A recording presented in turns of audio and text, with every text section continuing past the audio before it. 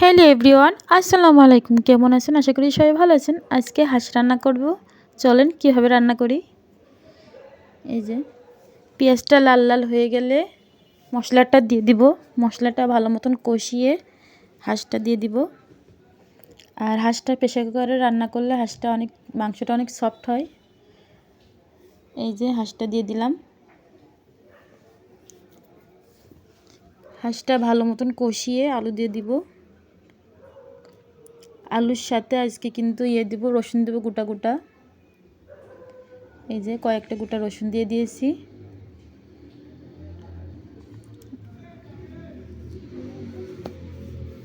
পানি দিয়ে দিব। আজকে কিন্তু হাঁসের সাথে পিঠা বানাবো, চিতই পিঠা। চাউলটা ভিজায় রাখছিলাম 2-3 ঘন্টা, তারপরে ব্লেন্ডার করে নিচ্ছি। এই যে ব্লেন্ড করা হয়ে গেছে। এবার পিঠা বানাতে যাব। এই যে চলে আসছি।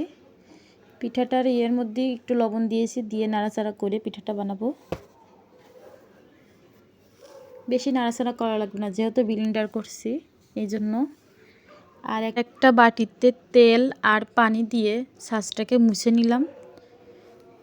এই ছাঁচটা মুছে নেওয়ার কারণ পিঠাটা সুন্দরভাবে উঠে যাবে।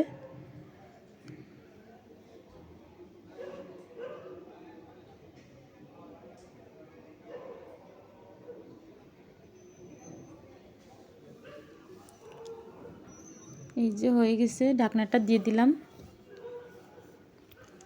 আপনাদেরকে দেখাই কেমন হয়েছে পিঠাটা।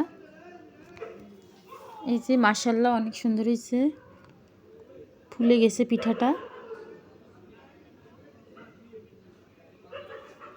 আর কিছুক্ষণ রাখতে হবে মনে হয়, তারপরেও ভালো হয়েছে।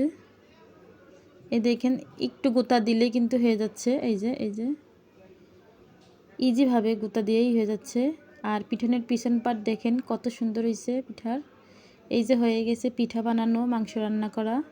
কেমন হয়েছে অবশ্যই কিন্তু কমেন্টে জানাবেন।